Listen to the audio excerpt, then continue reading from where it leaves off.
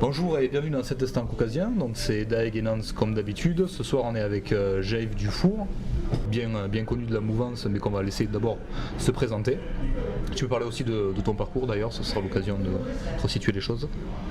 Ok, salut à vous, merci de l'invitation. Donc alors que dire, moi j'ai 32 ans, je suis ingénieur depuis 2010 et j'ai commencé à m'intéresser à la politique en 2005 avec le traitement médiatique du non, donc du résultat du référendum de la Constitution européenne, le non, donc où tous les journalistes se sont lâchés en disant qu'en gros les Français étaient quand même pour l'Europe, ils ont dit non à Chirac, de toute façon c'est des gros cons d'avoir voté non, et on se passera bien de leur non, quoi, voilà. Et ceux qui ont voté ça n'ont pas pensé à Auschwitz avant de voter, quoi. Bon. Donc culpabilisation maximale, mépris de classe extraordinaire, voilà. Bon. Et donc en voyant ça, je me suis dit quand même, ils exagèrent un peu, quoi. Pourquoi tant de haine, quelque part ? Pourquoi tant de haine, alors qu'eux qui prétendent lutter contre la haine à tout bout de champ ?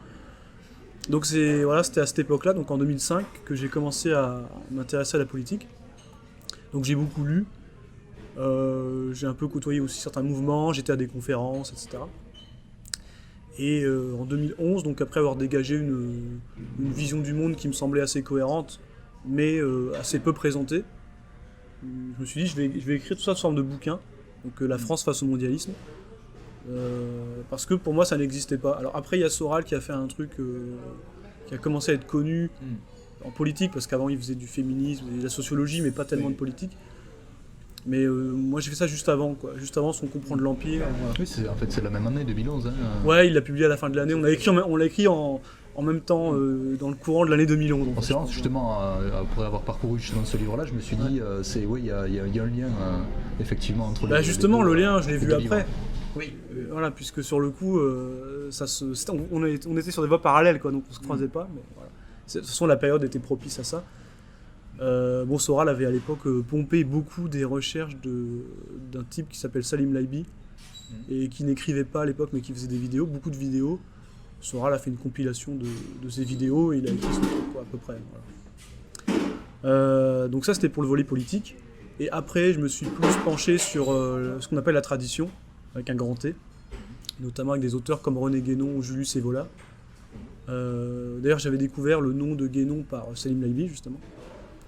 Et donc je m'étais dit, en 2013, donc c'était le moment de la manif pour tous, il y avait quelque chose à jouer, donc un vrai rassemblement, qui ne se contentait pas d'une question sur le mariage unisexe, mais qui pouvait aller beaucoup plus loin en termes de politique anti-système globale.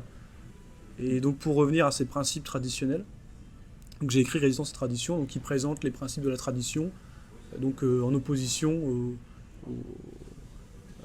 au nouvel ordre mondial, au mondialisme, à la modernité en fait, presque simplement.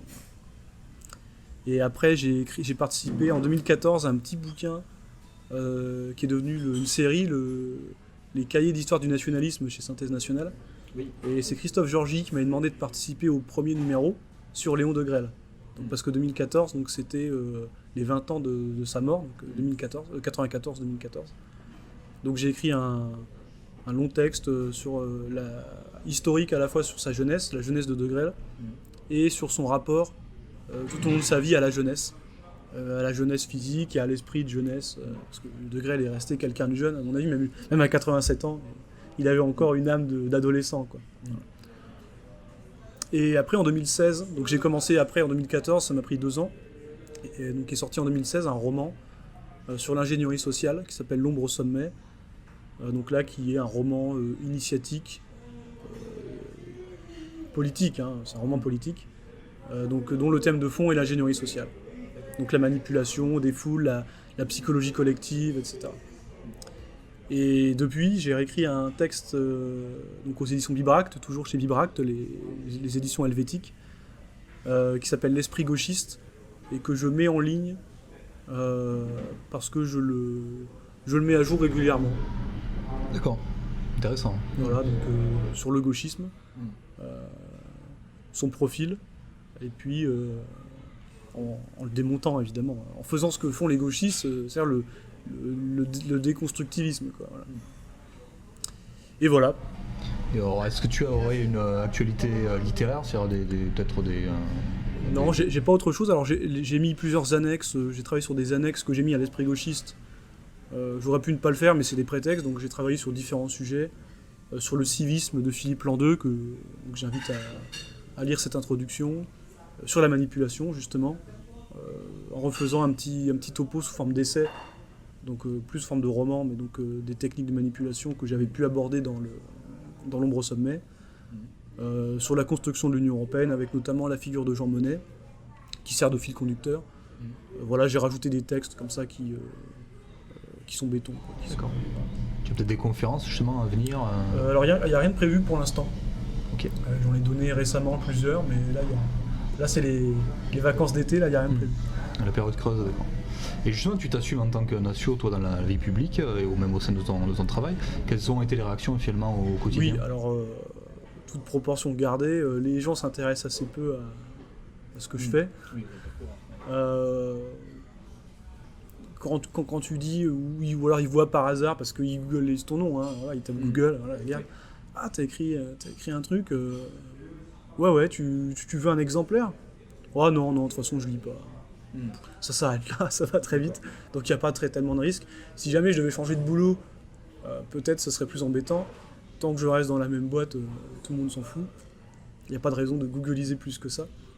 J'ai eu une fois, pour l'anecdote, un petit truc marrant. Je devais passer à Meta TV, et j'en avais parlé à un collègue, parce qu'il y a des collègues à qui j'ai vendu des bouquins, etc. Mais là, je cible. Hein, puis il y en a qui s'intéressent quand même. Mais je le fais pas en public, je le fais de vive voix, juste les yeux dans les yeux, quoi, voilà. Mais pas dans un open space avec 30 personnes. Et donc je discutais avec un collègue, et il y en a un autre qui a entendu. Il a dû taper mon nom le soir, regarder sur Google. À l'époque, venait de sortir le petit bouquin sur Degrelle. Il savait pas qui c'était, il a dû taper dans Wikipédia qui est Léon Degrelle. Bon, crise cardiaque. Et le lendemain matin, j'arrive comme tous les matins, lui était là tôt parce qu'il repartait tôt. Et j'arrive, et comme tous les matins, je lui tends la main. Et ce jour-là, il me la prend pas. Et moi, je serre pas la main à quelqu'un qui a écrit sur Léon Degrelle. Alors moi, je prends ça à la rigolade, pour pas énerver tout le monde, c'est-à-dire pour pas faire style, il y a un truc bizarre. oui. Je rigole en disant, tu connais Léon Degrelle ? C'est marrant. Et évidemment, il ne l'a pas avoué, mais il avait forcément googlisé la veille, il ne connaissait pas. Et il a dit, tu devrais pas rigoler avec ça, etc. Voilà, bon, il est parti dans un délire de gauchiste. Bon. Moi, je me suis dit, qu'est-ce qu'il peut faire ? Il va quand même pas me taper dessus, tu vois. Voilà, bon, ça c'est fini comme ça. Voilà, on se parlait plus pendant des mois, on s'est pas parlé. On était dans le même bureau, on se parlait plus. Mais c'est tout, c'est le seul truc qui m'est arrivé. Et ça n'a pas été justement un frein pour ta carrière Mais je ne le sais pas, mais j'en ai pas l'impression. D'accord. Ok. Mais les gens, tu sais, les gens, donc là, moi je travaille que dans un milieu avec des ingénieurs ou des chercheurs, hein, des gens qui sont censés avoir un haut niveau intellectuel, en fait, ils lisent quasiment pas. Quasiment pas. Ils ont lu un peu dans leur jeunesse jusqu'à 20-25 ans. Et la plupart ont quand même plus de 40 ans. Ils n'ont pas lu un bouquin depuis 15 ans. Alors, ils sont mariés, ils ont eu des enfants, etc. Ils ont des vies admirables, sans doute, hein, je dis pas. Mais ils s'intéressent pas. D'accord. C'est effrayant. Hein. Ils sont pas forcément... c'est pas des gens, tu sais, qui gobent forcément la télé ou quoi. Ils peuvent avoir plus de recul que ça, mais ça les intéresse pas. D'accord. Donc ils sont pas naïfs, mais ça les intéresse pas. Leur pays, ils s'en foutent, quoi. Tu vois, c'est des gars, ils réfléchissent avec une... Vraiment, quand on parle de mondialisation heureuse, c'est exactement ça, quoi. C'est des gens qui voyagent énormément, qui vont dans le monde, qui... voilà... tu vois, l'euro, le dollar, le franc... oui, voilà, ça que la lorgnette assez positive, en fait. On s'en fout, quoi. Ouais, les avantages, mais c'est même pas le problème. Un coup, ils sont en France, un coup, ils sont à Dubaï, un coup, ils sont... je sais pas où, voilà. Que ce soit en Extrême-Orient, aux États-Unis, en Amérique du Nord... Et justement, des vrais nomades, quoi. Ouais. Tu le rappelais justement tout à l'heure, tu as écrit justement en 2011 ton premier ouvrage La France face au mondialisme. Et toi, comment tu définirais finalement les forces en puissance désignées sous le terme mondialisme ? Oui, alors, en quelques mots, si c'est possible. En quelques mots, il y a le mondialisme, il y a deux, pour moi, hein, il y a deux forces qui peuvent te tendre vers le mondialisme. Il y a une forme d'impérialisme, historiquement avec la construction européenne, ce qui est devenu ensuite la Société des Nations, l'ONU, Et le gouvernement mondial de Jacques Attali aujourd'hui, c'est l'impérialisme britannique. Mais il y a eu d'autres formes d'impérialisme, l'impérialisme romain, il y a pu y avoir l'impérialisme français, avec Napoléon, allemand, américain aujourd'hui, parce que les Anglais ne pèsent plus trop, l'impérialisme islamique, ou arabo-islamique, il faudrait distinguer qu'est-ce qui est typiquement arabe mais sans être islamique et islamique sans être arabe, c'est un peu difficile de démêler les deux parce que c'est assez imbriqué quand même. C'est pas l'impérialisme indonésien quoi, donc c'est peut-être plus arabe que musulman finalement. Bon, enfin, donc pour moi ce serait l'impérialisme et puis la religion. Donc, mais c'est souvent lié, il peut y avoir par exemple l'impérialisme états-unien ou anglo-saxon était beaucoup lié au protestantisme. L'impérialisme islamique est forcément lié à l'islam, ou arabo-musulman est forcément lié à l'islam. Voilà, donc c'est un mélange d'impérialisme géopolitique, donc de contrôle de territoire et de ressources, en fait, ça veut dire ça, et de pur spirituel, donc de vision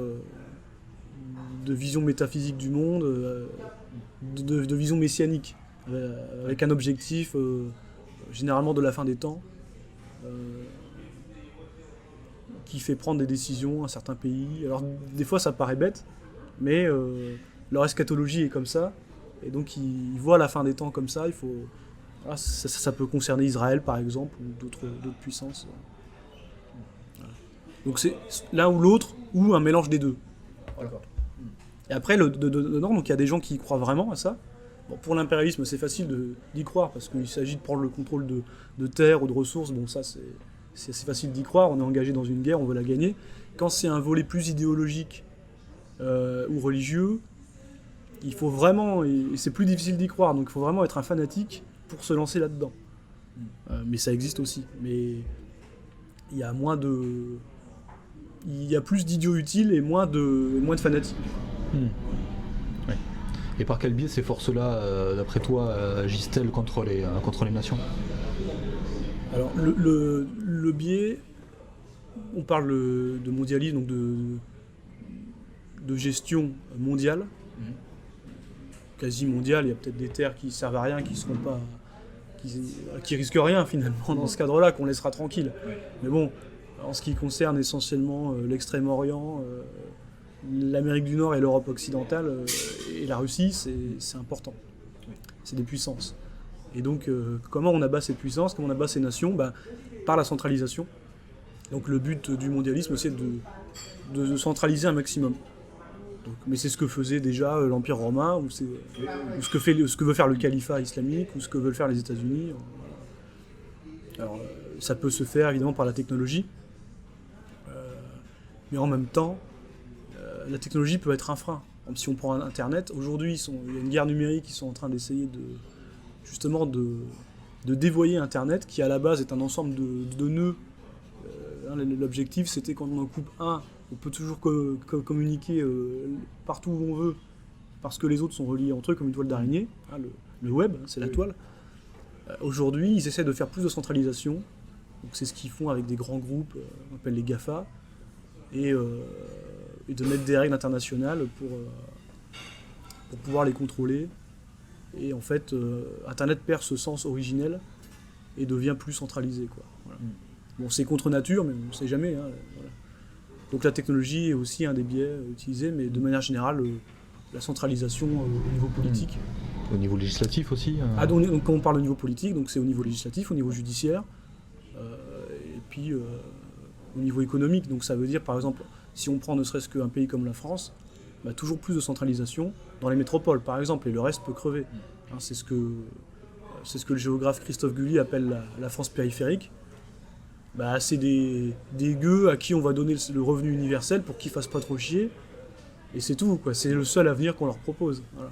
Et donc le reste, ce sera les gros centres où on va mettre de l'emploi, de l'activité économique, financière, et ce sera ça dans le monde entier, quoi. Et dans le monde entier, il y aura aussi une hiérarchie entre certains pays plus intéressants que d'autres.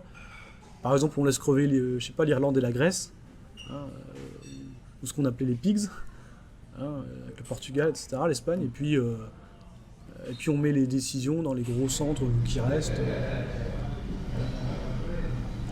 Et comment, d'après toi, on peut espérer justement contrer ces forces-là? Mais alors pour les contrer, donc il faut, on n'a pas d'autre choix que de défendre la nation. Ça peut paraître obsolète, ça peut paraître dépassé parce que c'est vieux, mais c'est ce qui existe. Et c'est pour ça que l'Union européenne, par exemple, met en avant le régionalisme en essayant de se passer des décisions des États pour traiter directement avec leur région. Donc ça se fait avec les provinces en Italie, ça se fait avec l'Espagne. Alors quand ça va trop loin, des fois ils essaient de freiner un peu, c'est ce qu'on a vu avec la Catalogne. Mais quand ils peuvent, ils aiment bien les mettre en avant quand même. Avec l'Allemagne, ils ont déjà des Länder, donc c'est assez facile. Avec les pays qui sont déjà des pays fédéraux, c'est simple, ça se fait tout seul. Les autres, il faut les briser. La France qui est, depuis 2 siècles et demi, là, le pays centralisé, vraiment, ce qu'on appelle le jacobinisme, c'est ce qu'il faut détruire à tout prix, quoi. Okay. Du coup, tu réponds à ma question suivante, qui était est-ce que tu penses pas que la structure nationale est obsolète, ou en tout cas reconsidérée dans ce combat? Ben oui, c'est pour ça que c'est... En fait, cette question, elle est utilisée dans le milieu notamment d'extrême droite, ou c'est pas nationaliste justement. Oui. C'est pan-nationaliste, ou je sais pas comment dire, presque impérialiste européen. Oui. Voilà. C'est une tentation. Mais en face, les adversaires le savent très bien, ils utilisent cette tentation. Donc c'est risqué. Si on détruit nous-mêmes, si on démantèle nous-mêmes nos propres structures nationales, il restera quoi derrière? Il restera qui pour résister? C'est un peu comme si on dit Bruxelles, combien de divisions? Tu vois, moi, si je refuse, je suis l'État français, admettons, je suis président de la République française, je veux m'opposer à une directive européenne, je ne l'applique pas. Et quand je suis condamné à payer des amendes parce que je n'ai pas respecté dans le délai l'application de la directive européenne, mettons, je suis censé payer 100 millions d'euros au tribunal de Luxembourg, à la cour de Luxembourg, je ne les paye pas. Bon, qu'est-ce qui va se passer? Bon, techniquement, concrètement, je risque pas grand-chose quand même. Au pire, les autres vont faire pareil. Ils vont dire, puisque c'est ça, tu vois, l'Italie, elle va dire, moi je respecte pas non plus. Et puis allez vous faire foutre. Et ça se casse la gueule. Mais il n'y a pas vraiment de moyens de coercition impressionnants. Parce que tu gardes ton budget, tu gardes une armée, etc. Mais si tu t'es démantelé, là tu pèses plus grand-chose parce que tu vas complètement dépendre de ce monstre supranational. Si tu imagines une région comme l'Occitanie par exemple, voilà, ou la Lorraine. Justement, toi, est-ce que tu as déjà répondu justement un petit peu à cette question, mais est-ce que tu penses qu'une alliance européenne, enfin quand je parle d'Europe, c'est l'Europe des nations, ou même un axe euro-sibérien tel que décrit par Faye à l'époque dans l'archéofuturisme, est-ce que tu penses que c'est pertinent ou pas du tout, ou à reconsidérer? Toutes les coopérations peuvent être pertinentes, mais dans ce cas, pourquoi se limiter à l'Europe par exemple? On peut très bien imaginer un partenariat avec n'importe quel pays, avec l'Australie, j'en sais rien. Mais il ne faut pas que ce partenariat ou cette coopération sur des points précis devienne un monstre technocratique auquel on est soumis et donc on ne va pas se remettre des chaînes et des boulets aux pieds, quoi. Donc si on fait ce que toi tu appelles un axe euro-sibérien, c'est de Gaulle qui parlait de l'Europe, de Brest à Vladivostok, c'est ça l'expression. Bon, pourquoi pas? Mais il faut voir quel est le régime derrière, quelle sera l'institution, quel sera le mode institutionnel de régulation de ce genre de coopération.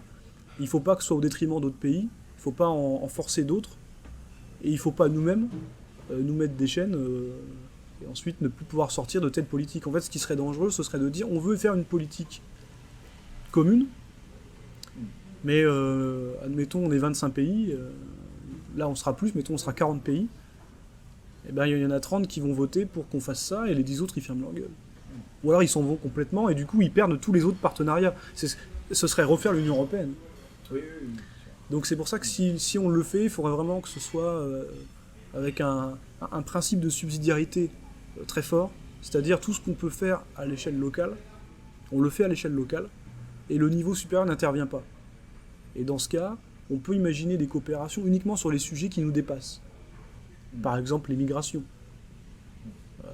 Pour protéger les frontières globalement, et sans se dire, ok, dès qu'il y a un pays qui bloque, il va expulser chez le voisin. Parce que c'est ce qu'ils vont faire avec l'Italie. Là, en ce moment, tout le monde est content parce que l'Italie va peut-être commencer à se débarrasser du surplus qui est énorme de clandestins chez eux. Qui c'est qui va les récupérer? C'est quoi la frontière avec l'Italie? C'est la France, hein. Il n'y a que la France.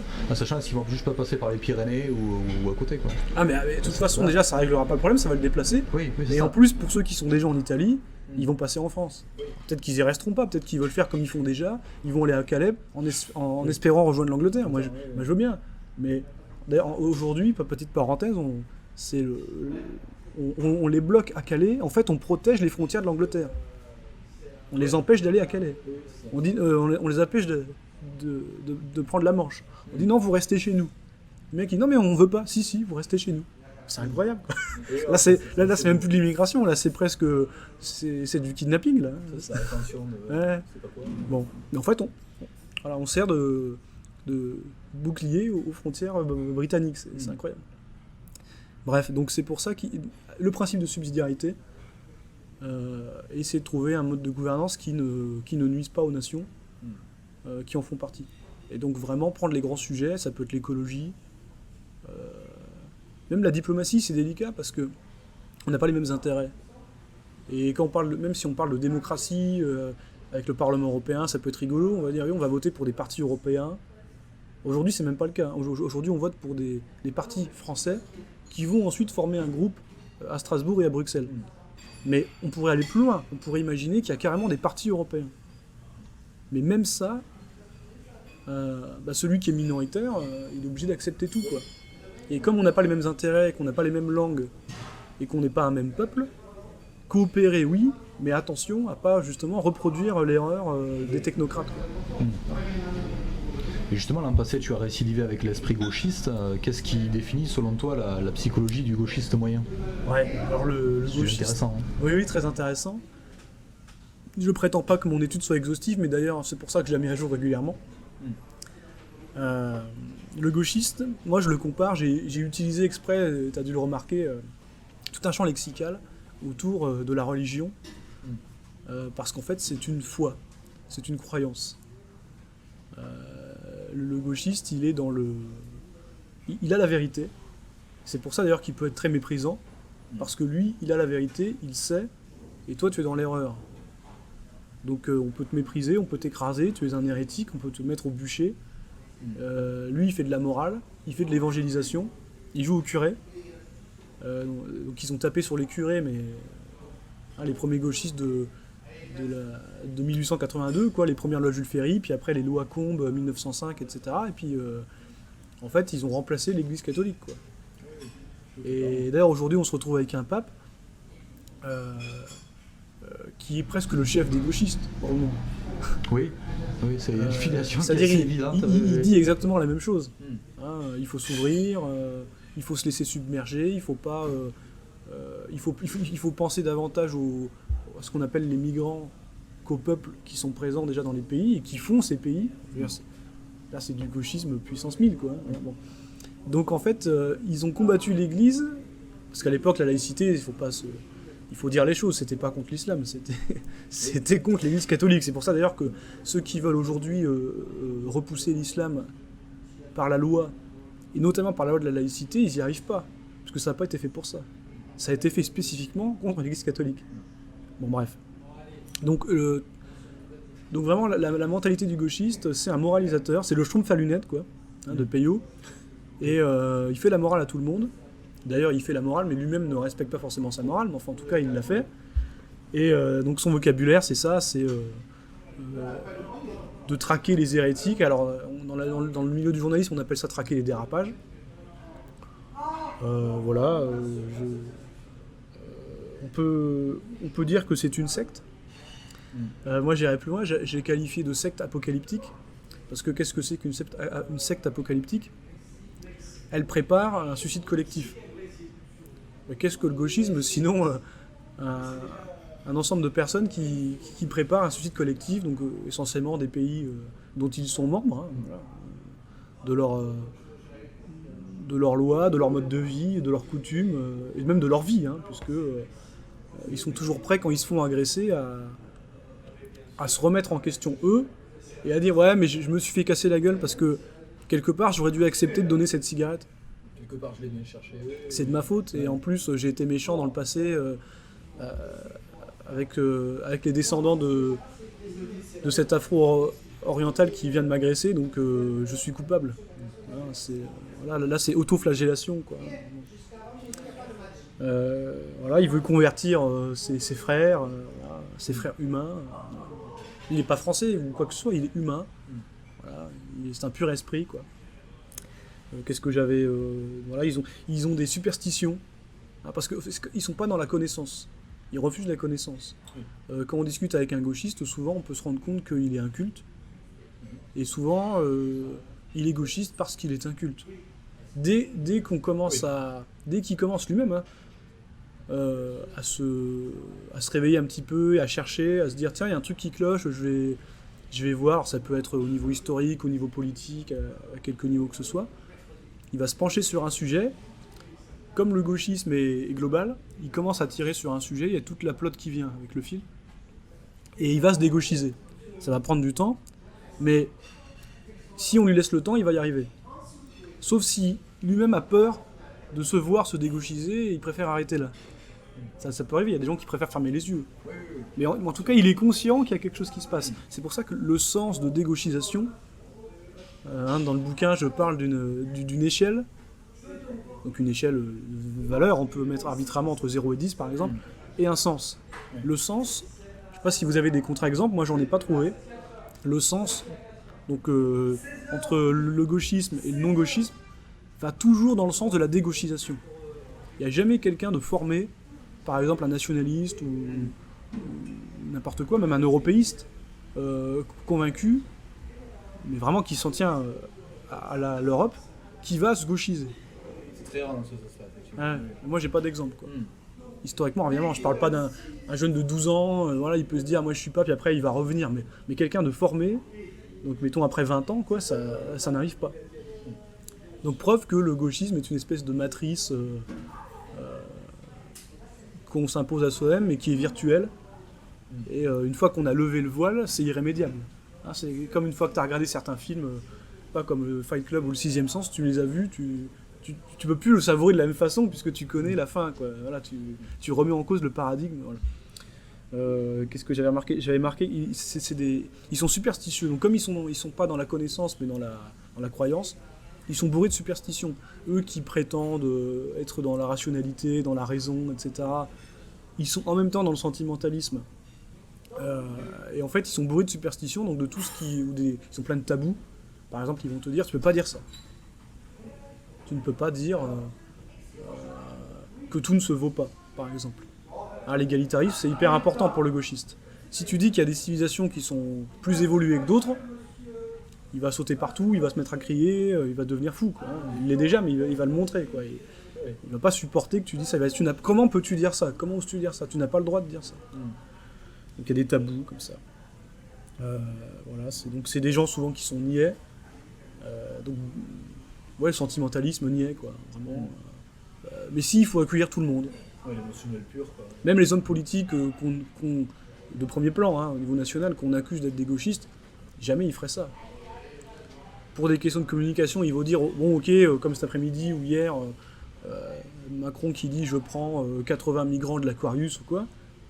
Il va pas dire je prends 80 millions de personnes. Il est pas fou. Il fait de la politique. Oui. Il y a de la communication, mais il est pas complètement fou. Le vrai gauchiste peut te dire mais si, on va mettre 80 millions de personnes, ou même si on a 150 qui demandent, on va construire des cases pour 150 personnes, il n'y a pas de problème. Et si toi tu fais chier, on va te dégager par contre. Parce que tu veux pas partager, tu es méchant. Hein, donc c'est tout un vocabulaire donc sentimentaliste, donc très moral. Le bien, le mal.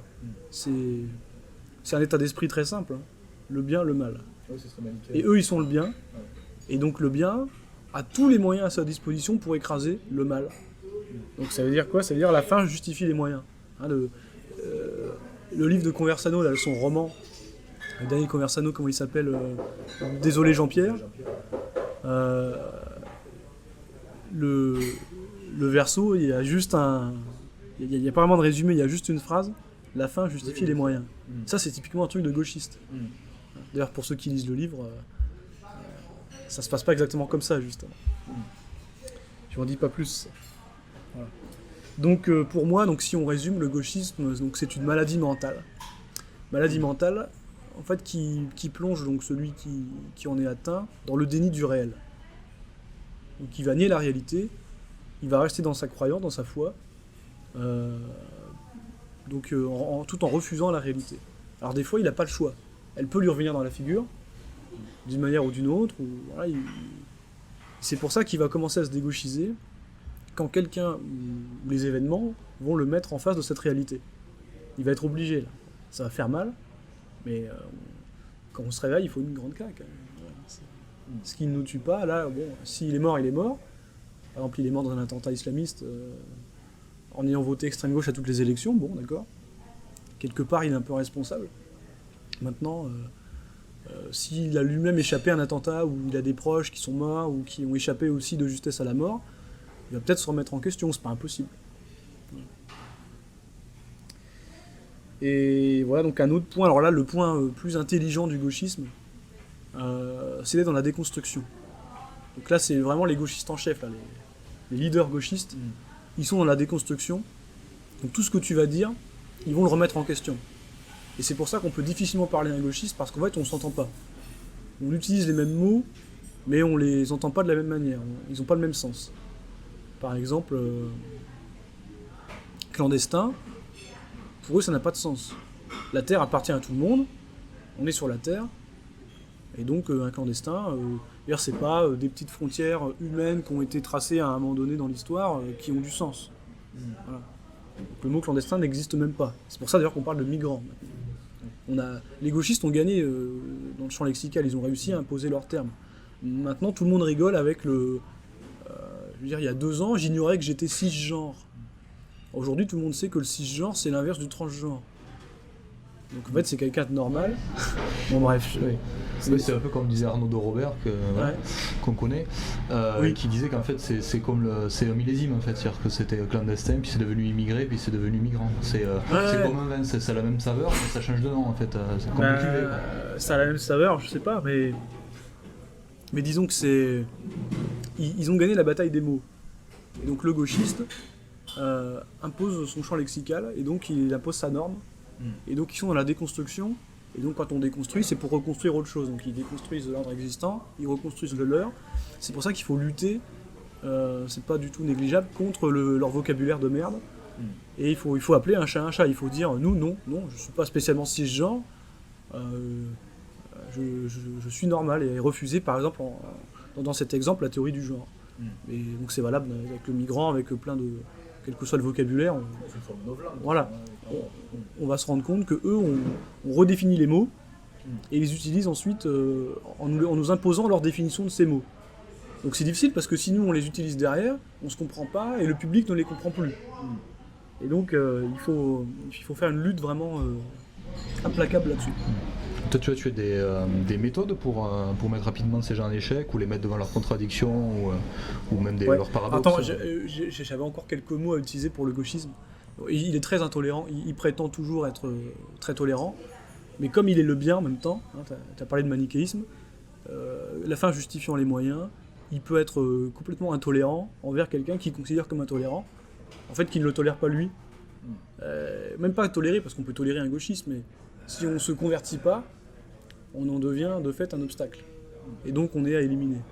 Donc le gauchisme est totalitaire, il veut tout contrôler, et il veut qu'on dise amène à toute sa panoplie, et on ne sera jamais assez pur. C'est un peu, si vous connaissez les mouvements d'extrême gauche libertaires, ils passent leur temps à se tirer dans les pattes, parce qu'ils ont tellement de normes à respecter, on pourra toujours aller plus loin. On pourra toujours dire, mais t'as une crête, mais elle est pas bleue. Donc tu t'es pas assez percé l'oreille parce que t'as 15 piercings, il en faut 20 pour être un vrai, tu vois, pour être un vrai anti-système. Et donc c'est infini, c'est sans fin. Et donc du coup ils se font la chasse entre eux, et ils se font encore plus, fortiori, la chasse contre tout ce qui est un tant soit peu anti-mondialiste, patriote. Voilà. Voilà, donc pour répondre à ta question, donc pour mettre en échec le gauchisme, j'avais relevé 3 points, il y en a sans doute des autres. Redéfinir les mots, le vocabulaire, ne pas se laisser enfermer, c'est ce que je disais dans leur définition pourrie. Appeler un chat, et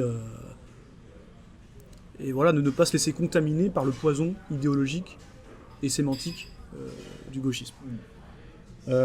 Ensuite, il peut y avoir les statistiques, parce que eux, ils sont toujours dans le sentimentalisme. Oui. Et par exemple, pour dire, ça c'est la manipulation de base, pour faire venir, je sais pas moi, 100 000 personnes, ils vont te montrer la photo d'un enfant échoué sur une plage. Oui. Pas une plage de Méditerranée, hein. Une plage près de la Turquie, bon, voilà, truc de fou. Et donc, on peut pas raisonner comme ça avec un gauchiste. Si on commence à partir dans le détail, on est foutu. Parce qu'il va nous faire pleurer. Bon. Il faut statistiques. Bon, les statistiques en France, il y en a certaines qui sont interdites. Ben maintenant, vous savez pourquoi. Par exemple, je sais pas, on prend les fameux migrants, que ce soit en France, en Allemagne, il y a beaucoup de cas, parce les Allemands en ont beaucoup aussi. Combien ont été pris par rapport au petit nombre qui sont? Ils ne sont pas non plus 10 millions de migrants. Pourquoi on a l'impression que chaque migrant fait parler de lui, quoi? Ils sont tous soit mêlés à un viol, à un meurtre, à une agression quelconque, à un cambriolage. Bon. Statistiquement, quoi. Combien est-ce qu'il y a de migrants qui sauvent des petits garçons par rapport à combien sont des délinquants ou des criminels? Voilà. On aura peut-être déjà une meilleure vue, on pourra parler un peu avec plus de recul et de raison, quoi. Et puis le réel. Vraiment le réel, le gauchiste étant dans l'idéologie, il faut le ramener au réel et le mettre face aux conséquences de ce qu'il dit. Ok, tu veux faire venir 50 millions de personnes.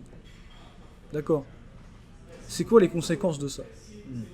Comment tu les nourris? Comment tu les loges? Qu'est-ce que tu en fais? Lui, il dit pas ça, il dit ouais, on a avant tout un devoir humanitaire. Non, il est d'accord. Mais qu'est-ce que tu en fais? Quelles sont les conséquences de ton geste? C'est pour ça que je dis que c'est de la folie. Les mecs se posent pas la question. Et s'ils se la posaient, ils pourraient pas répondre. Peut-être pour ça qu'ils se la posent pas, d'ailleurs. Donc ils sont dans le... Soit dans le déni, soit dans le sentimentalisme, ils sont dans l'urgence. On règle pas le problème, mais on le règle à très court terme, quoi. Mais en créant d'autres problèmes bien pires à chaque fois. Voilà pour le gauchisme. Et justement, toi, est-ce que tu penses qu'on peut espérer, ou du moins est-ce souhaitable de réveiller certains gauchistes, et éventuellement, est-ce que tu as une méthode pour les convertir, ces gens-là? C'est souhaitable, bien sûr. Ah, bien sûr, c'est souhaitable. Il faut le faire. Donc, soit le réel s'en charge. Je suis sûr que... Alors, ils font pas le... Sur une échelle de 0 à 10, ils passent pas de 10 à 0 en termes de gauchisme en 3 jours. Ça prend du temps. Mais, comme je disais, quand ils commencent à tirer sur le fil, progressivement, il y a tout qui va venir. Donc il faut leur laisser du temps. En fonction, si on les connaît par exemple personnellement, on peut essayer de lui parler d'un sujet qui le touche à lui. Ça peut être l'Union Européenne. Moi j'ai fait l'essai par exemple, j'ai un collègue, il me disait l'Union Européenne, quelque part, l'idée est belle, mais je vois bien que ça finit par faire des choses qui sont en contradiction avec mes valeurs. Mais il faut l'aider à remettre en cause le principe même de cette Union Européenne en lui disant, regarde, c'est normal que ça fasse ce que tu veux pas, et ça changera pas. Parce que dans les trucs fondateurs, dans les principes fondateurs, comme ça, c'est comme ça, comme ça, comme ça. Et donc là, il peut se poser la question, et avec le temps, se dire, ouais, effectivement, en fait, avec cette histoire d'Europe, ça avait l'air joli comme ça, mais je me suis fait avoir. Et il finira par remettre le reste en question. En tout cas, sur ce point-là, il sera clean. Donc ça prend du temps, c'est des discussions de longue haleine. Mais si c'est pas nous-mêmes qui le faisons, c'est le réel qui s'en chargera, encore une fois. Alors, évidemment, le problème, c'est qu'il y a... Tous les jours, il y a un gamin qui arrive à 18 ans, et tous les jours, il y a un nouveau gauchiste, quoi. Donc, puis en plus, il y a des fabriques de gauchistes. L'école, la télévision. Alors, l'école, de moins en moins, quand même, j'ai l'impression, parce que comme les gamins sont quand même de plus en plus cons, il n'y a rien qui rentre. En plus, on leur demande plus d'apprendre des choses par cœur, puisque avec Google, on peut trouver tout ce qu'on veut. Donc, ils n'ont pas l'idée de... En fait, ils apprennent plus. La mémorisation, l'apprentissage, etc., ça les intéresse plus. Du coup, même quand on essaie de leur mettre de la propagande, même ça passe au-dessus.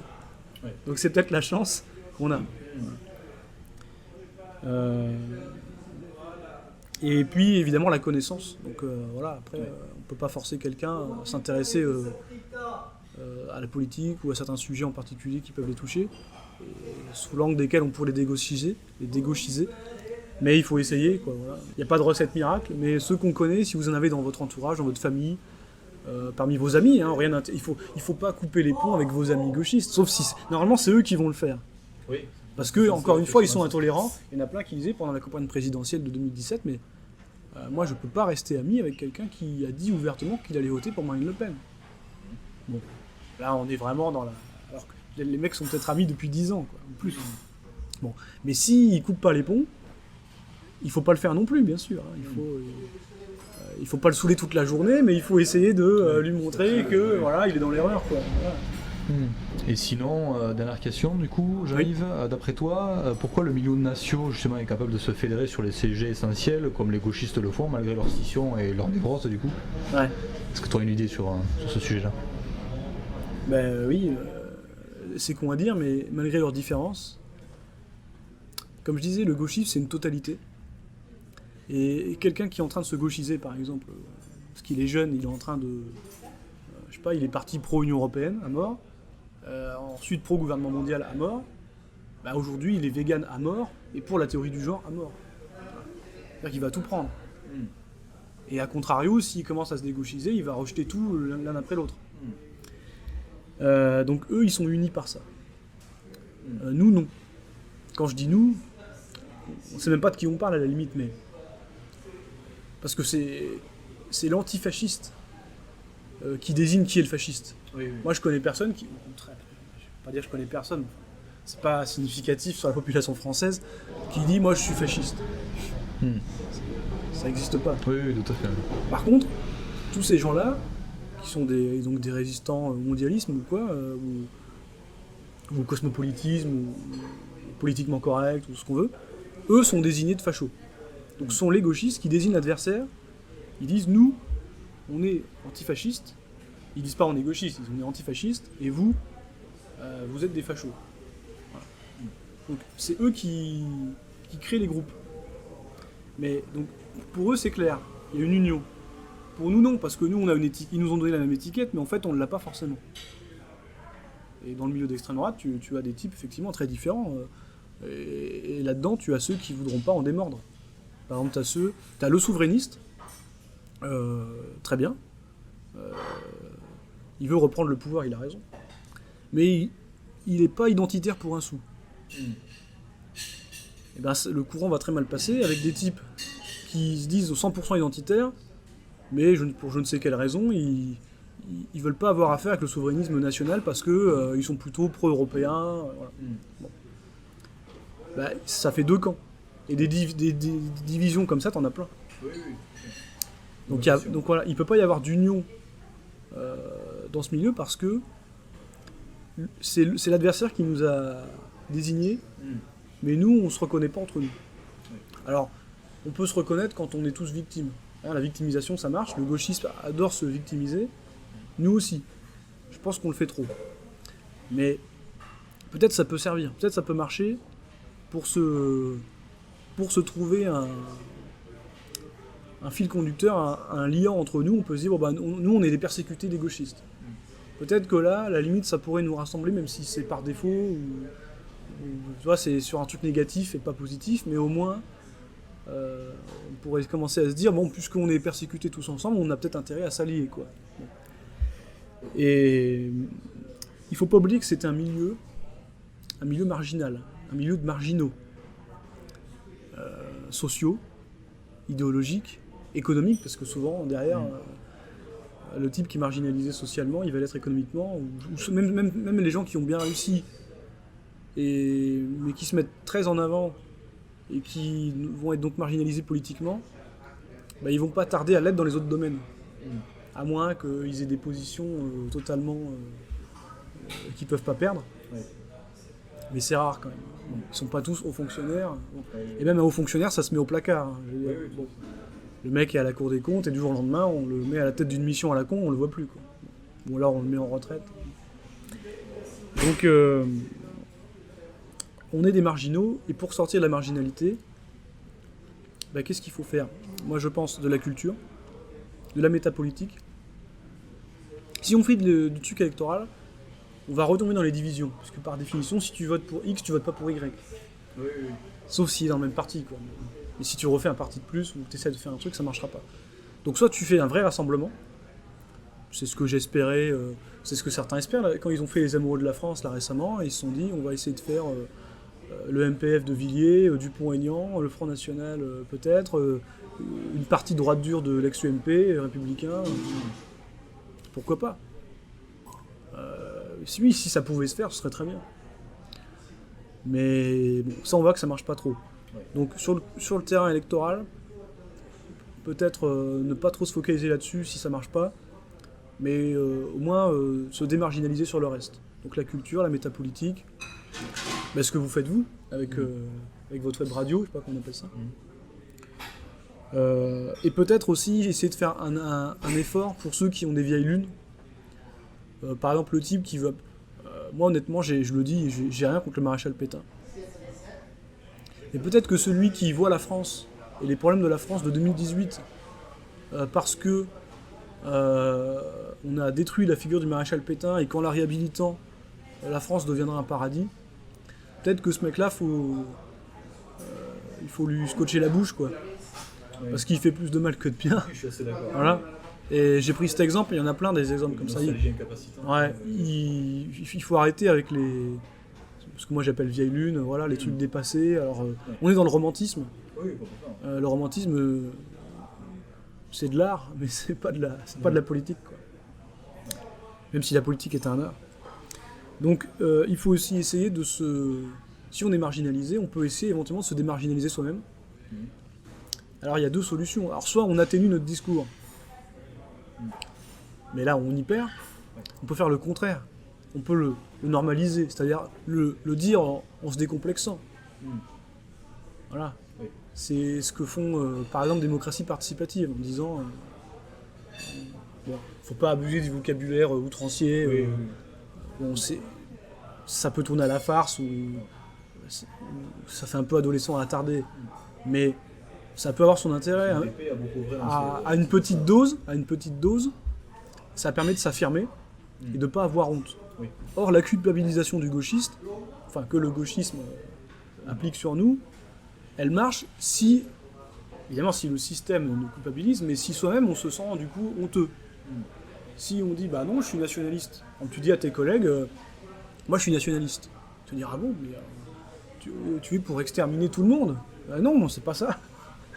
Simplement, je me dis quand il s'agit de prendre une décision pour la France, de ne pas prendre une décision catégorielle, donc que ce soit communautariste ou lobbyiste ou même financière, mais de réfléchir à l'intérêt général et à l'intérêt national. Donc c'est même pas général, c'est l'intérêt supérieur de la France. Le nationalisme, c'est que ça. C'est très simple. Oui, et là, le mec va se dire, ah ouais, effectivement, moi je vis en France, je travaille en France, je paye mes impôts en France, j'ai ma famille à élever en France, mais si la France va bien, j'aurai une belle vie moi aussi, quoi. En tout cas, j'ai plus de chances d'avoir une belle vie que si la France est en guerre civile ou alors est dans la misère.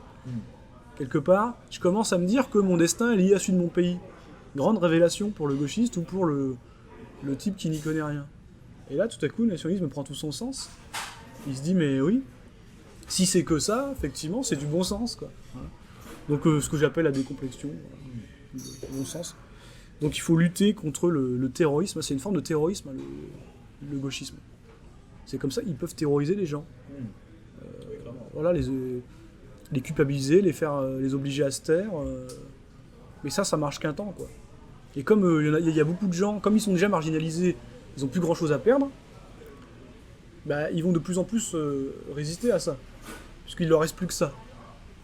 Une fois qu'on t'a tout pris, plus rien ne t'empêche de dire que tu es nationaliste. Quoi. Voilà.